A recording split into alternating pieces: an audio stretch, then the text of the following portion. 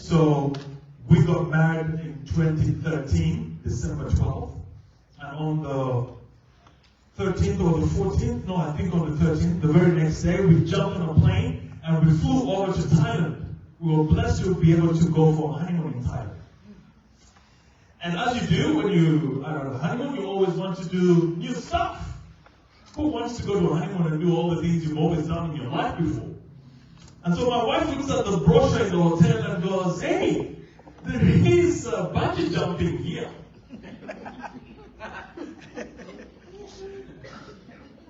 Now, I'm an African boy from an African village. And trust me, I'd never heard of what bungee jumping was. But being a wise new husband, what do you say to your wife when she says, let's go bungee jumping? Let's do it, baby. I have no idea what I'm signing up for. And so we get there, and I'm astounded at what I'm looking at. There's this thing called a stage, where you go in there and you actually stand, and this gentleman, a Thai gentleman, comes and ties you like a prisoner. Ties your legs like you're not going anywhere here. You're stuck here and staying here until this is done. And then, once they finished tethering me to this rope, they start to jack up that stage.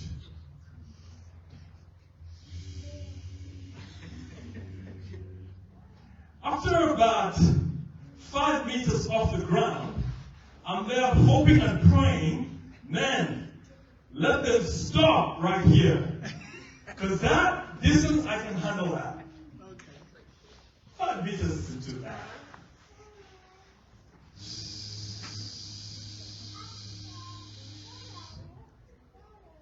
15 meters.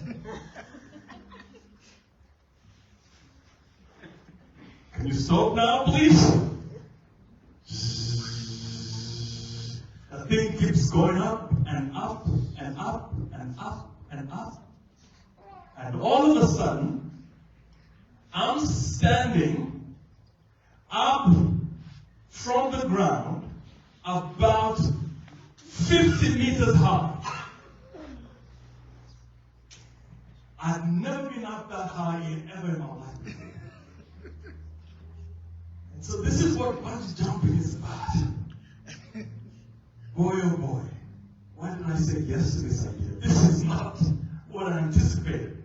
But anyway, you're up there. And so the guy says, all right, sir, are you ready? I remember I didn't say nothing. My body went into what I call lockdown.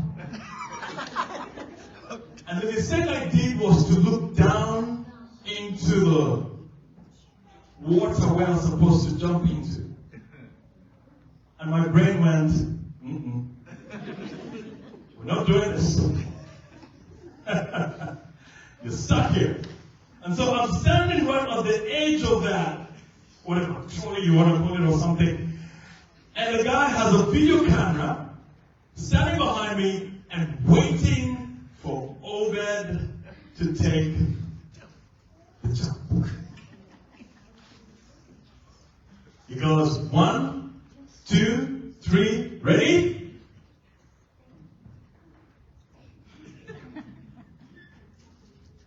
One, 2, 3, ready? I'm frozen. Stuck there.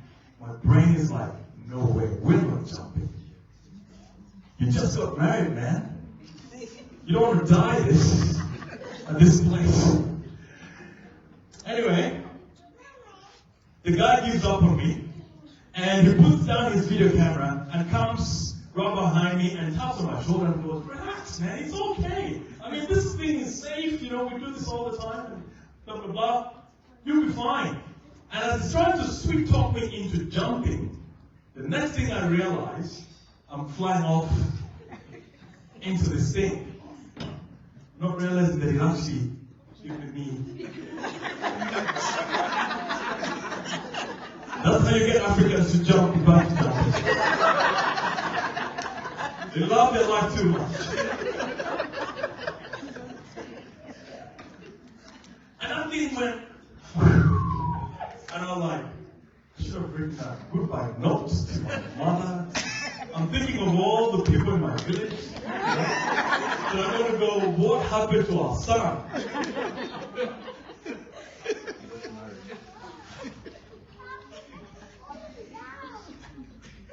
And I'm going down and down and down.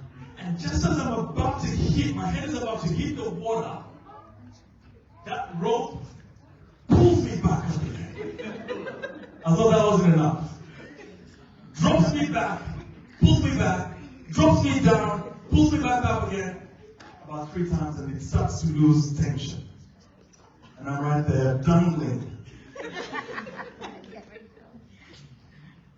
Like a cow that's just been butchered. My goodness. But, I tell you what, I must admit, after that second drop, it was fun actually. It wasn't too bad. I'm like, yeah, this is not too bad. But I'm not going to do it again.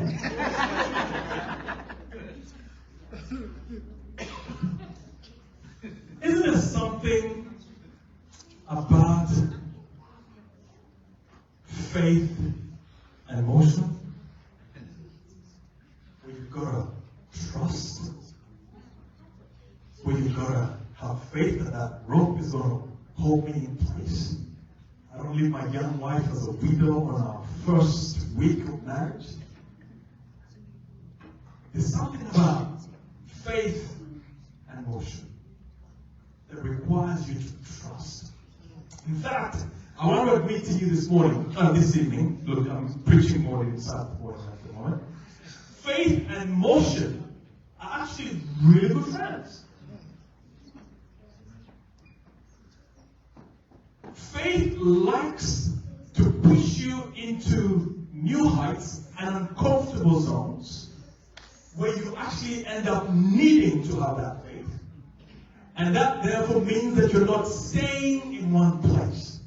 If you ever want your faith to grow, you've got to move. Amen. In fact, faith has a way that it actually detests stagnation. When we are held back into our routines, into how we've always done things, we just like the way things are done. No faith is needed. When life is predictable, when things are just certain, what faith is there that is needed? But the moment you lose your sense of certainty and your sense of predictability in your life, suddenly you want to grip onto something. In fact, you know that Abraham is the father of faith, and God calls him in Genesis chapter 12 to leave his father's house, to leave his home country, and to leave his people to go into the promised land that he had no idea where it was. And that was because faith requires motion.